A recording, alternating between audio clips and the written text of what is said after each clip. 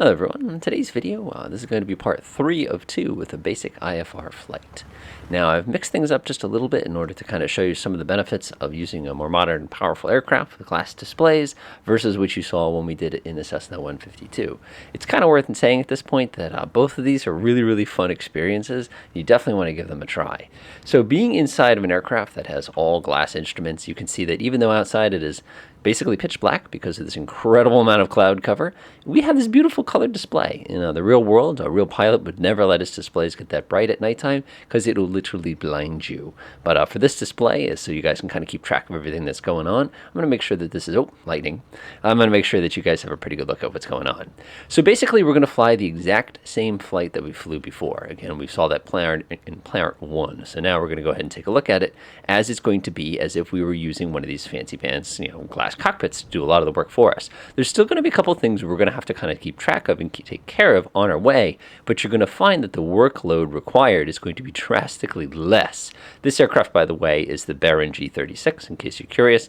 Very solid package. It is definitely a great step up if you've done a lot of work in the Cirrus or in the Cessna 172 as well. So anyway, let's go ahead and get set up. First things first, I'm going to go ahead and set up my altitude that I'm going to be climbing at. If you remember from last time, we climbed up to 3,000 feet. We'll be descending after crossing Calverton VOR. Next, I want to make sure, look at how low the pressure is. Geez.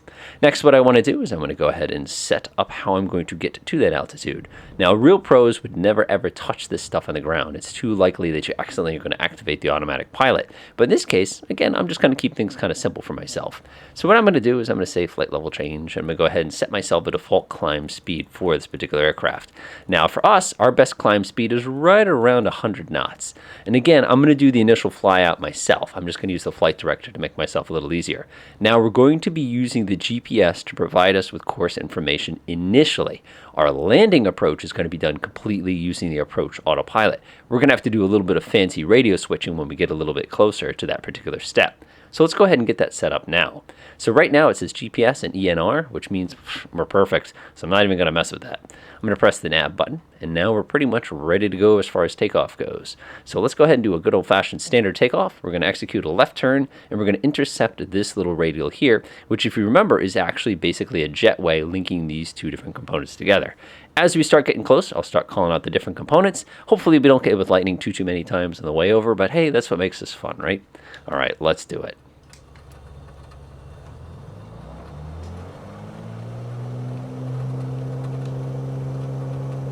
Oh man, that turbulence is real. We're not even in the air yet.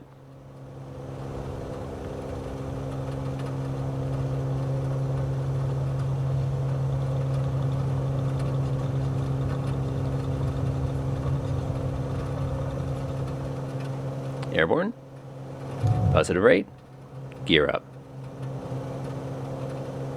Flaps up. Whoop. Woo!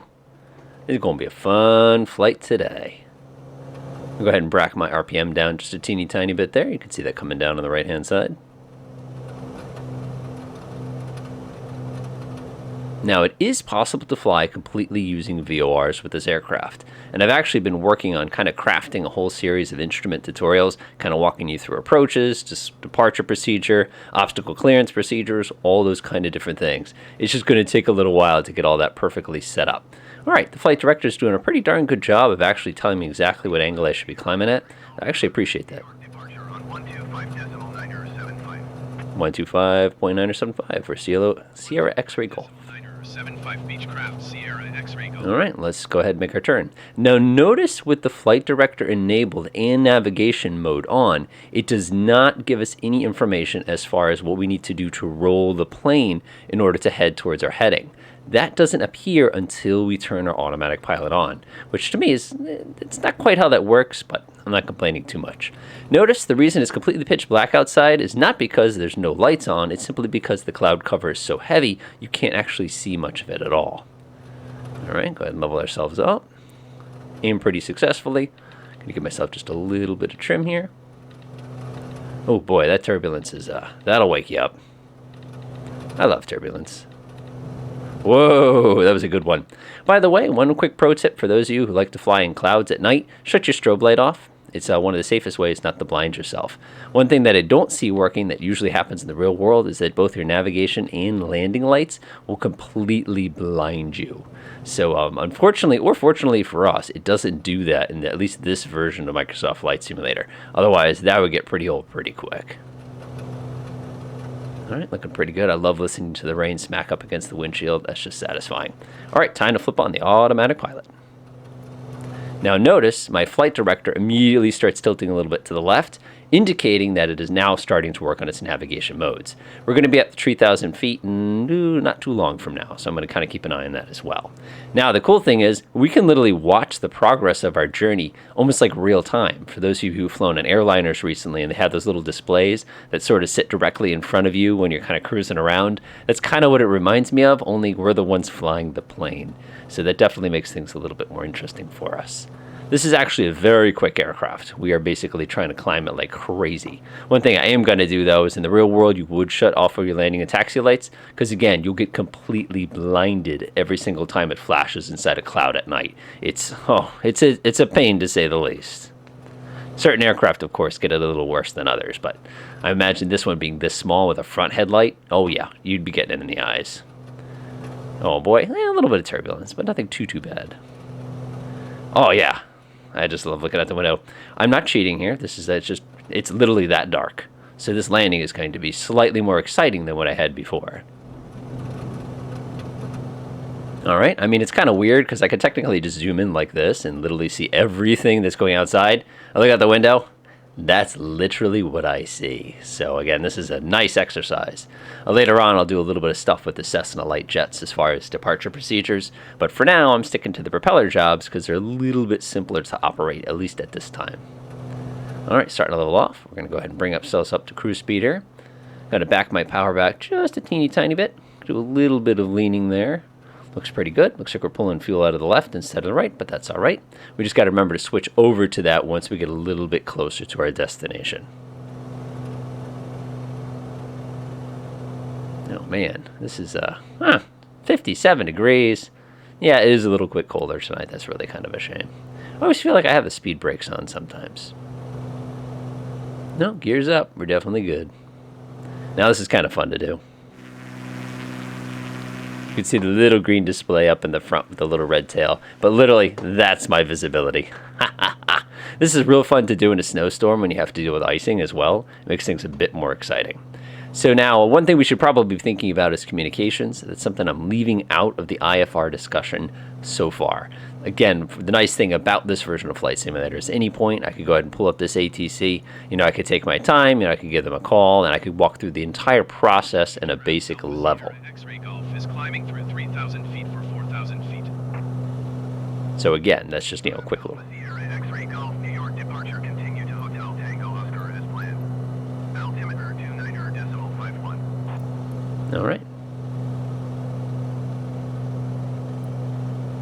Okay, time to start thinking about landing. I know you're sitting there going, wait, haven't you just started this flight? Well, the reality is now that I've just started it, I need to start thinking about ending it as well. It looks like our power is pretty good, RPM is pretty good, fuel flow is pretty high. Again, that's a huge engine on the front of this thing. It's over here somewhere, I swear. For some reason, it runs so well at night. What's up with that? All right, we have HTO straight ahead. Obviously, it's going to be Calverton. It's not really going to be HTO. Let's go ahead and start getting the GPS set up. So if you remember before, I should say the ILS setup, the frequency we needed to successfully land at Groton, New London, if you remember for ILS 5, is going to be 111.3. To change this value, we're going to come up here to the navigation knob. I'm going to go to the little knob and roll this until I get it to 30. Then I'm going to take the big knob and roll it until it says 111.30. Now I'm just going to come over here, hit the swap button, and now we're good to go. Now if I wanted to have a little bit of fun with that, I'm actually going to shut this off because it's actually, you know what, we'll turn the radar on. Well, that's an exercise in a lot of red. We'll go ahead and do the PFD. We'll actually turn the wind on real quick, just in case. Okay, we'll leave it on. Back. We'll go back over here. DME. All right, notice my DME right now is not reading any particular distance. The reason for that is we're just simply too far away from our particular destination to be able to detect exactly what we're trying to detect. In a little while, oh man, look at the shear there. Very low speed though, so that's actually pretty surprising how much that's bouncing me around. Go ahead and flip on bearing 1 also. And now, of course, the moment we get a VOR signal from the ILS, we're going to start getting data immediately on these two little pieces down here, which is going to make our lives much, much better later on. Go ahead and take a look here. We have our ADF and DME. Everything's looking good for that. Just checking real quick. Okay, nav mode is 1, DME mode is 1. Looks good to me. Transponder I'm not going to worry about. That's something air traffic control would assign. And now it's time to introduce something new. Now, one thing you probably heard a few times that I've mentioned during a lot of our approaches here is something about a missed approach. You know that there's something to do with a certain altitude at a certain point. Well, one of the things you learn to do when you're actually approaching an ILS, and again, I'll go into more detail at this with a specific video literally dedicated to the different kinds of ILS, is you can actually time from the final approach fix all the way down to the ground. And basically, if you exceed that time, regardless of your position, you can automatically assume, if you know your ground speed accurately, exactly how far you've overshot things, or if it's time to just try it again. And that's something we'll actually experiment a little bit with today. At the bottom of those neat charts is actually a little thing that gives you, like, this is your speed and this is how many minutes and seconds it takes. For us, we approach at about 90 knots. So it actually takes us almost 3.5 minutes to get all the way down to the ground from that last fix that we're going to need to take. Now I'm just taking a look around real quickly. Looks like we're about to take our left-hand turn. And that's going to be crossing CCC. I'm going to go ahead and bring up our flight plan real quick. Lovely. All right, I'm actually going to select my approach as well. I'll wait for that turn. There it goes. Now we got to start thinking about descending. So to do a descent here, I'm going to do a vertical speed descent, which I know it's scandalous. I always use flight level change. But for this case, we're so darn close, we might as well use something different. So I'm going to go to the altitude. I'm going to select my altitude. According to my approach plate, I need to be at 1,900 feet. So oh, that is one sensitive controller. 1,900 feet selected. Now I'm going to come over to where it says VS for vertical speed, and I'm going to go ahead and press nose down a few times. Bring a couple RPM off. I'm going to try to keep my speed fairly consistent. That is much too fast. There we go. I think that's a little bit more comfortable. Again, passengers start complaining once you go past 500 feet per minute downwards. Down just a teeny tiny bit. Okay, perfect. And you can see I only had to reduce my power by about 5 or 6 inches. Okay, now that that's ready. Oh, notice we now are starting to receive the information from the ILS. We're only 26 nautical miles away at this point. Oh, big crash of lightning out there. Not worried about that too much. So what we're going to do is get ourselves a little tiny bit closer. Then we're going to go ahead and take that turn. The most important thing for us is to remember to switch out of GPS mode when we go to do the ILS approach. If we do not do that properly, we're going to have a very large problem because it's going to continue tracking our course from the GPS as opposed to the course from the actual ILS. So we're not going to get reliable systems. There are actually some GPS units out there that can fly a finger quotes, you can't see them, sorry, ILS approach, but it's really just a GPS approach. All right, we need to think about landing. We're just about down to the ground at this point. Proc, I'm going to select my approach. We select ILS 5, ILS 5. Things look good. Good. Let's go ahead and select my minimums. I'm going to push down on the selection cursor. I'm going to scroll over to it. Keep skipping through it. That's okay. We can enter it on the other page too. I'm going to go to the activate page. But before I do that, I'm actually going to synchronize my heading, switch to heading mode, then do it. That way I don't get any funkiness with this needle. Now, a moment ago I just said that's why I'm trying to avoid any funkiness with this needle. Do you see what it would have done? It would have brought us all the way back to HTO and then brought us all the way back around again. That wouldn't have been very productive for anybody. So now that we're pretty close to the actual ILS approach, I'm actually going to switch this over to the ILS frequency as well as my Navigation 1 radio. We're just about to our altitude there. I'm going to go ahead and increase power a little bit more. Back up to 25 inches. Looks good. Reset my mixture. Looks good. All right, so now we're going to go to CDI. And now it says Lock 1, meaning localizer 1. So what is this needle actually telling us? It's telling us that our desired landing heading is going to be about 48 degrees. It also says that where we need to be in order to land the plane is on our left-hand side. Again, this is exactly repeated, but in an analog format over in the Cessna 152. So hypothetically, if we wanted to kind of intercept this course early, which we totally could, we could actually turn towards this needle, picking any of these courses between tree 0 and tree 0, basically. We could go straight north and basically try to intercept it. If you look at things visually for a second, you can see very, very clearly that's exactly what that looks like. So I'm actually going to go to the flight plan mode real quick. Selection cursor, scroll all the way down to the approach. I'm actually going to clear out that piece of the approach. See if we can clear out that other piece of the approach. Hey! Well, that's interesting looking. Oh, there it goes. And I'll go ahead and clear out that piece of the approach as well. Woo. And notice it immediately axed my entire flight plan. You have to be very, very, very cautious with that particular feature when you do that. So if that comes up, of course, you could go back to selecting the direct. You could even come in here and enter the courses themselves. In this case, I'm just going to go ahead and enter that waypoint that I intended to travel to. Actually, to make it even easier for myself, I'm going to press the direct key. Go over here. I'm going to type in PINIT, P-I-N-E-T.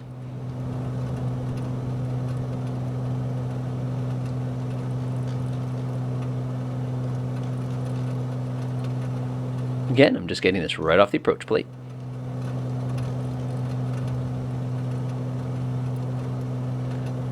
Bingo. And it's going to take me right to where we need to go. Go back to flight plan mode. Actually, I'm going to leave flight plan mode out. That's going to goof me up. But now you can see it's taking us back to that point. Now, the good news is this localizer is going to start dancing in a second. As a matter of fact, I'm actually going to change my heading. Instead of going at 41 degrees, I'm actually going to start bringing myself closer to 30 degrees. Let's go ahead and do that right now. And now we're working to try to intercept this localizer. Now, there's another thing I want to point out, too, that when I'm doing this, if you remember on the Cessna 152, when we got very, very close to the ground, you saw the vertical needle started coming from top down. We don't have a vertical needle on this version of the instrument. What we have instead is this little tiny green diamond up here. This represents where we need to be altitude-wise. In this case, we're too far off to the right, and we're much, much, much too low for this particular glide slope. Remember, the glide slope is basically climbing to infinity. So if you were this far away from the destination, about 15 nautical miles, that simply indicates that it's going to take that much more to get to that particular place. So one thing I'm actually going to do real quickly is I'm going to swap to the other navigation frequency. I'll switch to this mode. Let's go ahead and get myself let's see here. Just got to check my notes real quick. I want to make sure I get the right frequency. 1110.85. That is going to be Groton VOR. Boop. Switch that. Lovely. And you notice immediately it pops on. I could actually come down here. Don't press the CDI button. I've done that one way too many times. I could do bearing 2 and check it out. It will tell me precisely how far away we actually are from our destination. So again, this is a great perk of this particular aircraft for this particular purpose. Take a look at everything, make sure everything's running well. Difficult to see. I wish I had my little tiny flashlight. I remember the first time I did a night flying, I was really, really surprised by the fact that the flight instructor actually carried a little red flashlight around with him. I thought that was like, oh, okay, why would you do that? You can't see as well. It's like, surprise, night vision. Speaking of night vision, in case you're curious what's going outside. Is that what you expected? I love this. This is so satisfying. In the real world, I would not be flying. This is way beyond my real world comfort level for, again, talk about instant panic. And imagine doing this without an automatic pilot to help you out also. Aha! We've captured the localizer. I'm going to go over here and press approach mode. Notice the entire aircraft is immediately turning so that it can line itself automatically up with the instrument landing system at Groton for runway 5. Again, for those of you who were asking earlier where I get these frequencies from, get it off of your actual charts. And we'll go into way, way more detail of this with a separate tutorial. We'll do a thing on departures, we'll do a thing on en route, we'll do a thing on arrivals, we'll do a thing on actual approaches. But that, like I said, is going to be for another day. I just thought I'd do this as a follow-up because a couple people were asking, what does this look like if you try to do this from a glass cockpit aircraft? Like I said, it's about the same. All right, nice and easy so far. Speed is good. We're going to have to start thinking about landing in a moment. Taking a look at our distance measuring, it sounds we're 9 nautical miles away. Start to think a little bit about what we're going to do when we land. Go over here. I'm going to go ahead and activate this. I just pressed the TMR and ref button in case you missed it. So we are going to take 3 minutes and 48 seconds. So I'm going to go here, go like this. I'm going to set this to number 3. Set this to number 4. I hear rain on top of the windshield again. Beautiful. Press the enter key. Go back to selection mode. we're going to go ahead and select our VR. In this case, it's going to be, actually, just trying to think. Yeah, we'll leave that alone. We'll come down to minimums. I'll go ahead and dial those in real quick. Minimums, according to this, by the way, minimum altitude is above sea level, minimum height is above ground level. So in this case, I'm taking a look at regular, this is minimum altitude, which is going to be 208 feet. I'll just set it for 210. This is where we're going to have to make our decision if things don't go well for us. Select the enter key, scroll over, turn it on. Beautiful. Notice if I had a radio minimum, I could go ahead and set this here. This is going to get all grumpy at me when we start getting close to the ground a little later on. All right, I am happy. All right, the aircraft is now descending. Time to reduce power a little bit. We're actually now on final approach. Time to go ahead and start my timer. Actually, we want to make sure it counts down. Go to the next one, start. Boop. All right, here we go. Time to start reducing speed. We got to get to about 90 knots. Otherwise, this timer is not going to mean anything to us.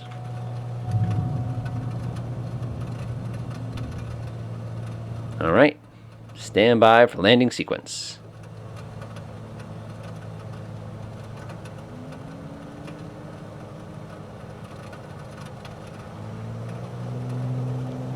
Ooh, a little too much. All right, so we have a couple different items here for our missed approach. We have our minimums, which like I said was about 208 feet. We also have a time. If we hit this or we hit this and we don't see runway, that means we have to go missed approach. Missed approach is going to have us take the 110.85, that's going to be a navigation 2, all the way out through basically, I believe it's 2,000 feet on radial 6.2. We'll go ahead and set those items up as we get a little closer. As a matter of fact, I'm actually going to preset my heading here, so I'll be able to quickly get over to it in the event that we don't find the runway. Again, I'll look out the window again. Look at the lightning. Oh, I love that. Real world, it's like blind. All right, looking good. Our speed's a little high. We have 2 minutes and 30 seconds before we're going to be hitting our location where we have to decide whether or not we're going to land. I'm not going to lie, this might not go well for us. Of course, the moment you do this in the real world, it's instant, why did I do that? Speed is looking really, really good so far. We're actually just a touch fast, so that means that our timer is actually going to be a little off. Distance from the ground is 2.2 nautical miles. All right, make sure your barometric pressure is set correctly, otherwise we could have issues. Bring down my second notch of flaps. I'm going to leave my fuel tanks alone for now. There's so much fuel in them right now, I'm not really worried about it. Whoop. A little bit of instability after activating those flaps. Flying this by hand, by the way, will literally make you sweat bullets.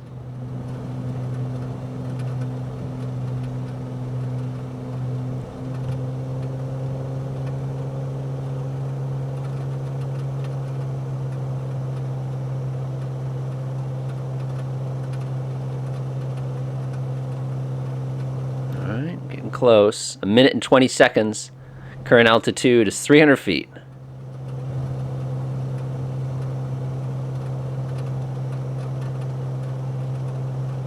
Oh my God, the runway. Oh, right as we hit minimums. Oh, that was close. Landing. Oh, that was close. Did you see how... Oh man, I hit minimums as I saw the runway. Oh, okay, I didn't actually expect things ending like that. This time we'll go ahead and do ourselves a regular landing to a nice full stop. We'll get ourselves a nice hamburger, put some gas in it, get a $300 bill for the job, but that kind of happens. Slow down, everything looks good, nose up a little bit. We're here. Wow. Hopefully you found that demonstration relatively straightforward. Again, it was just a matter of setting up a good instrument route, using that automatic pilot to reduce our workload. In the real world, of course, you're dealing with everybody's least favorite thing, the radio. You just want to kind of hurry up and fly. Obviously, there's other traffic out there. We have to be very cautious. Like I said, I'll try to put together a series that breaks down instrument flying into each of its individual pieces. But some people were asking for a glass cockpit version of the same video, so I decided to go for it. Enjoy.